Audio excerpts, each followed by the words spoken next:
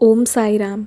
साईं व्रत कथा आरंभ होने से पहले सभी भक्तों से निवेदन है कि वो बाबा के समक्ष हाथ जोड़कर अपनी आंखें बंद करें और जो विनती की जा रही है पूरे मन से उसे दोहराएं। हे साईनाथ महाराज, आपके आशीर्वाद से आज मैं ये व्रत आरंभ कर रही हूँ। बाबा, ना मुझे भक्ति करना आता है, ना मुझे चीज़ों का सही सही ज्ञात है। यदि मुझसे कोई गलती होती है तो मुझे क्षमा कीजिए और मुझे सही राह दिखाइए। मैं ये व्रत क्यों कर रही हूँ और इसका क्या महत्व है मेरे जीवन में। हे प्रभु, आप तो सब जानते हैं। मैं तो आपके चरणों की बस दासी हूँ प्रभु। फिर भी मेरी आपसे विनती है देवा कि मेरे इस व्रत को स्वीकार करें और जो मेरी इच्छा है उसे पूरी करें। आप तो सब कुछ जानते हैं प्रभु। यदि मेरी जो इच्छा है उसकी पूर्ति से किसी का भी नुकसान होने वाला हो तो हे देवा, आप परिस्थितियों को बदल दे ताकि मेरी ये इच्छा से जब पूरी हो तो सभी का कल्याण हो और मेरा भी कल्याण हो। मेरी इच्छा भी पूरी कीजिए प्रभु और रास्ते में आने वाले हर बाधा को दूर कीजिए। हमारी रक्षा आज भी कीजिए और भविष्य में भी कीजिए। मैं ये व्रत कर रही हूँ, पर हे देवा, इससे कल्याण सभी का हो, मेरी इच्छा पूरी हो और साथ ही साथ जितने भी जीव जंतु मेरे घर परिवार के लोग हैं सभी खुश रहें, सभी प्रसन्न रहें और सभी के जीवन में आपका आशीर्वाद हो। न मैं भक्ति जानती हूँ, न मैं कोई साधना, लेकिन फिर भी आप तो दया के सागर हो। मेरी ये पूजा स्वीकार करो और प्रभु मेरी मदद करो ताकि मैं पूरे मन से, बिना किसी शक, बिना किसी छल कपट के पूरे दिन सुख शांति से आपका स्मरण करूं और अपने कर्तव्य का पालन करूं। साईं व्रत कथा आरंभ। श्रीमती रीता देवी और उनका परिवार पूरे सुख और समृद्धि से दिल्ली में रहा करते थे। उनके पति, जिनका कपड़ों का व्यापार था, वह भी बहुत अच्छे से चल रहा था। घर पर सुख शांति थी और सभी काम अपने आप बनते चले जा रहे थे। पर ना जाने किसकी नज़र लग गई और एक दिन ऐसा हुआ कि धीरे धीरे करके ग्राहकों की कमी होने लगी और देखते ही देखते दुकान बंद की भी नौबत आ गई। और इससे उनके पति भी बहुत दुखी रहने लगे थे। जहाँ घर पर खुशियों का माहौल रहा करता था, वहाँ तो जाने एक अजब सा दुख छा गया था और व्यवसाय अच्छा ना चलने की वजह से घर पर भी आपसी दरार आने लगा था, क्योंकि उनके पति अच्छे से पेश नहीं आते थे। इस बात से रीता देवी बहुत दुखी रहती थी। फिर एक दिन रीता देवी को पूजा के उद्यापन के लिए निमंत्रण आया, जिसमें उनकी पड़ोसी साईं व्रत पूजा का उद्यापन कर रही थी। यथाविधि उद्यापन कर उन्होंने सभी के साथ रीता देवी को भी एक पुस्तक दी और सभी को साईं व्रत करने की महिमा और बाबा के चमत्कार के बारे में बताया, जिसे सुनकर रीता देवी को ऐसा लगा कि हो ना हो ये मेरे लिए ही है। और फिर रीता देवी भी यथाविधि साईं व्रत कथा आरंभ की और जैसे जैसे बताया गया था उन्होंने बिल्कुल वैसे ही नियम पालन करते हुए व्रत किया। अभी हर गुरुवार वो व्रत करना शुरू की ही थी और उधर उनके आँखों के सामने चमत्कार भी होने शुरू हो गए। जो दुकान इतने दिनों से बंद पड़ा था वो वापस खुल गया और धीरे धीरे वहाँ पर ग्राहक भी आने लगे। उन्हें व्यापार में क्या त्रुटि की थी इसके बारे में भी ज्ञात हुआ और वो सुधर कर अच्छे तरीके से वापस अपना व्यापार करना शुरू कर दिए। और रीता देवी जी के व्रत उद्यापन होने तक उनका दुकान अच्छे से बस गया और उनके व्यवसाय वापस सही ढंग से चलने लगा, जिससे घर में वापस सुख का माहौल आ गया। साईं बाबा का व्रत करने से ना ही सिर्फ इच्छा पूरी होती है, बल्कि घर में सुख शांति व समृद्धि का भी वातावरण आ जाता है। बोलो अनंत कोटि ब्रह्मांड नायक राजाधीराज योगी राज पर ब्रह्म श्री सच्चिदानंद सद्गुरु साईनाथ महाराज की जय। एक कन्या का विवाह हो गया। प्रीति, जो बहुत ही गुणवान, पढ़ने लिखने में भी बहुत अच्छी और व्यवहार में भी बहुत तरीके वाली लड़की थी। शहर के नामी स्कूल में वो टीचर भी थी। घर के काम से लेकर बाहर के काम तक हर चीज़ में निपुण होते हुए भी उसकी शादी नहीं हो पा रही थी और इस बात से उसके माता पिता बहुत परेशान रहते थे। अपनी बेटी को इतना गुणवान होते हुए भी एक अच्छा पति ना मिल पा रहा हो, ये देखते हुए उसकी माँ बहुत तड़पती थी और कभी कभी बहुत रोया करती थी। कितने ही ज्योतिषों ने प्रीति का हाथ भी देखा, पर देखने के बाद सभी यही कहते गए कि विवाह अब बहुत जल्दी हो जाएगा। और ये कहते कहते कब इतना समय बीत गया ये किसी को मालूम ही ना चला और कोई ज्योतिष इस बात का जवाब भी ना दे पाते कि अब तक विवाह क्यों नहीं हुआ। बहुत सारे पूजा पाठ और ज्योतिष विद्या में देखने के बावजूद भी जब उन्हें कोई रास्ता ना दिखा तो प्रीति की माँ बहुत विचलित थी। उन्हीं दिनों की बात है, गर्मी की छुट्टियां हो रखी थी और उस वक्त प्रीति की ही एक दूर की मासी उसके घर पर रहने आई और प्रीति के बारे में ऐसी बातें जानकर उसकी मौसी को भी बहुत दुख हुआ और तभी उसने मन ही मन निश्चय किया कि वो प्रीति और उसकी माँ दोनों से ये कहे कि वो श्री साईं बाबा के शरण में जाए और यथाविधि वो बाबा की व्रत भी करे। इससे उनकी इच्छाएं ज़रूर पूर्ण होंगी।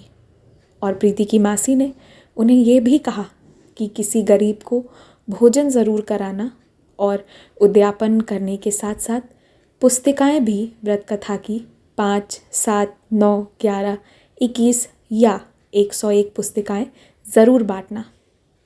श्री साईं बाबा का नाम स्मरण करने और यथाविधि उनके व्रत करने के पश्चात प्रीति को एक गुणवान पति मिल गया। जिस लड़के से प्रीति की शादी हुई वो लड़का भी बिल्कुल प्रीति जैसी ही किसी लड़की से शादी करना चाहता था, जो देखने में, सुनने में, समझने में अच्छी हो, जो बात विचार से मेल खाती हो, जो व्यवहार करना जानती हो और जिसे समय व रुपयों का भी मूल्य हो। इस तरीके से प्रीति की शादी सफल हुई और साईं बाबा जी की कृपा से उनकी मनोकामना भी पूरी हुई। बोलो अनंत कोटि ब्रह्मांड नायक राजाधिराज योगी राज परब्रह्म श्री सच्चिदानंद सद्गुरु साईनाथ महाराज की जय। पढ़ाई में बाबा दिलवाए सफलता। श्रेष्ठ नाम का एक बालक था जिसने 10वीं की परीक्षा में एक अच्छे ही अंक प्राप्त किए थे, परंतु उसे बहुत खुशी न थी क्योंकि वो जिस हिसाब से मेहनत किया था उस हिसाब से उसके अंक ना आ पाए थे और इससे वह मन ही मन बहुत दुखी था। लेकिन उसकी कर्म करने की इच्छा शक्ति की वजह से वह बहुत मेहनत करता। 11वीं में भी उसने बहुत मेहनत की और वह परीक्षा में पास तो हो गया, परंतु फिर उसके अंक कुछ कम थे जो उसे बहुत दुख पहुंचाते थे। दिन रात मेहनत करने के बावजूद वह उन चीज़ों को नहीं समझ पाता था, बहुत मेहनत करता और इससे वह बहुत निराश भी रहने लगा। जब उनके माता पिता को यह बात पता चला, श्रेष्ठ के दुख का कारण पता चला, तो उन्होंने विचार किया कि वह इसका उपाय पंडित जी से मांगेंगे। परेशान होकर जब वो लोग पंडित जी से मिले तो पंडित जी ने श्रेष्ठ की माँ से कहा कि तुम यथाविधि श्री साईं बाबा का व्रत करो, इससे तुम्हारे पुत्र को ज़रूर उन्नति मिलेगी और उसके सपने भी पूरे होंगे। और इसके बाद गुरुवार के दिन से यथाविधि श्रेष्ठ की माँ पूजा करना शुरू करती हैं। वो जैसे ही साईं बाबा जी का पूजा करना शुरू करती हैं, आने वाले कुछ गुरुवार के भीतर ही भीतर उन्हें एक अच्छे टीचर का भी पता चलता है जो उनके श्रेष्ठ को तो अच्छे से पढ़ाने ही लगे और साथ ही साथ पैसों की भी कोई चिंता न थी क्योंकि वो पैसे उसी हिसाब से मांगे थे जितना ये लोग दे पाते। इसके बाद धीरे धीरे मेहनत के साथ साथ ध्यान से पढ़ने के वजह से श्रेष्ठ के अच्छे नंबर आने लगे।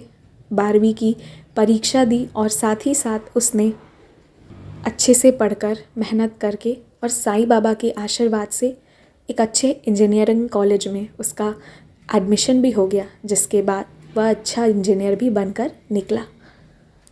ये साईं बाबा जी की महिमा थी, जिसके वजह से उसे अच्छे मास्टर भी मिले और उसका कॉलेज भी अच्छा मिल गया। 12वीं बोर्ड में भी उसके अच्छे अंक आए।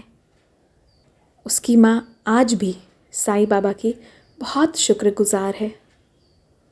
बोलो अनंत कोटि ब्रह्मांड नायक राजाधिराज योगी राज पर ब्रह्म श्री सच्चिदानंद सद्गुरु साईनाथ महाराज की जय। संतान सुख की प्राप्ति हुई। विवेक और निशा की शादी हुए कुछ साल हो गए थे, पर अभी तक उनका अपना कोई बच्चा न था।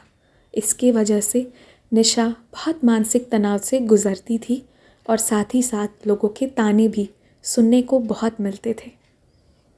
विवेक जो निशा को बहुत समझाता और अपना मनोबल भी बनाए रखता था, लेकिन बावजूद उसके उन्हें कई बार समाज से भी दुख मिलता और कई बार उन्हें खुद भी एक संतान के ना होने की वजह से कमी महसूस होती थी। उन्हीं दिनों की बात है जब विवेक के ही ऑफिस में काम करते कर्मचारी ने विवेक और निशा को अपने घर खाने पर बुलाया था। जब वो उस कर्मचारी के घर गए थे तो वहाँ उन्होंने श्री साईं बाबा जी की एक बहुत बड़ी सी फ्रेम देखी। खाना खाते ही खाते बातों बातों में वो जहाँ गए थे वो लोग श्री साईं बाबा जी की कृपा, महिमा व उनके व्रत करने से उन्हें क्या लाभ हुए ये अपने आप बातों बातों में बताना शुरू कर दिए, जिससे निशा को यह ज्ञात हुआ कि यदि वह भी बाबा की इन व्रत को पूरे यथाविधि करेगी तो उसकी भी इच्छा ज़रूर पूरी होगी। और फिर अगले गुरुवार से जैसा उसने सुना था और जैसा उसने किताब में पढ़ा, वैसे ही उसने भी विधिवत श्री साईं बाबा जी की पूजा अर्चना करना आरंभ कर दी और साथ ही साथ बाबा के 21 गुरुवार व्रत रखने का निश्चय किया। इस व्रत के करने के 1 से 1.5 हफ्ते के बीच में ही उन सभी के घर में खुशियों का माहौल बन गया और 9 महीनों के पश्चात उन्हें एक बहुत सुंदर कन्या आशीर्वाद स्वरूप मिली। पूरे मन से जो बाबा की शरण में आता है और यथाविधि व्रत कर उनसे जो जो मांगता है उसे वो ज़रूर मिलता है। बोलो अनंत कोटि ब्रह्मांड नायक राजाधिराज योगी राज परम ब्रह्म सच्चिदानंद सद्गुरु श्री साईनाथ महाराज की जय। बाबा स्वास्थ्य में सुधार किए। यश और सुकन्या चंडीगढ़ में रहते थे। उनके जीवन में खुशी और प्रसन्नता थी। दोनों पति पत्नी के बीच बहुत मधुरता व प्यार था। पर एक दिन सुकन्या बेहोश हो सीढ़ी से नीचे गिर गई और फिर तुरंत उसे अस्पताल ले जाया गया। 5-6 दिन अस्पताल में रहने के बाद स्वास्थ्य में थोड़े सुधार होने के पश्चात सुकन्या वापस घर आ जाती है। पर अब बात पहले जैसी नहीं थी। अब सुकन्या बहुत बीमार रहने लगी थी और वह कई डॉक्टरों के पास गए, पर कोई भी उसके असल बीमारी का कारण न जान पा रहा था। बहुत से जांच करवाए, कितने वेदों के पास भी गए, ज़रूरत पड़ने पर वो मंदिर भी गए, पर अभी तक इस बीमारी का कोई हल नहीं निकल पा रहा था। किसी को समझ में ही ना आ रहा था कि सुकन्या को वास्तविकता में हुआ क्या है और इससे दुखी हो। यश ने निश्चय किया कि वो अब सुकन्या के लिए श्री साईं बाबा जी से मदद मांगेगा। बचपन में जब यश बीमार हो जाया करता था तो उसकी माँ भी उसके लिए श्री साईं बाबा जी से विनती करती थी और बचपन से वो श्री साईं बाबा जी के सानिध्य में रहता आया था। तो उसने भी तय किया कि वह व्रत करेगा, क्योंकि वो साईं बाबा जी की पूजा, साईं बाबा जी का स्मरण और उनके व्रत का चमत्कार बहुत अच्छे से जानता था। और फिर गुरुवार के दिन से अपनी पत्नी के अच्छे स्वास्थ्य की कामना करते हुए यश बाबा का व्रत करना आरंभ कर दिया। उन्हीं दिनों की बात है कि बगल के अस्पताल में विदेश से आए बहुत जाने माने डॉक्टर कमल 15 दिन में एक बार वहाँ आना शुरू कर दिए। इस बात का ज्ञात होने पर यश भी सुकन्या को लेकर डॉक्टर कमल के पास गए और उनसे इलाज करवाई। इसी दौरान डॉक्टर कमल ने उसकी बीमारी का असल कारण जान लिया और उसे जो दवाई ज़रूरत की थी वो दवाई दी और 3 से 4 महीनों के भीतर भीतर ही सुकन्या बिल्कुल ठीक हो गई। श्री साईं बाबा जी के वो दोनों आज भी शुक्रगुजार हैं, जो जब भटकते भटकते उन्हें कोई राह नहीं मिल रहा था तो बाबा कैसे उन पर कृपा किए और उन्हें अच्छी स्वास्थ्य देकर आशीर्वाद दिया। बोलो अनंत कोटि ब्रह्मांड नायक राजाधिराज योगीराज परब्रह्म श्री सच्चिदानंद सद्गुरु साईनाथ महाराज की जय। व्रत कथा समाप्त।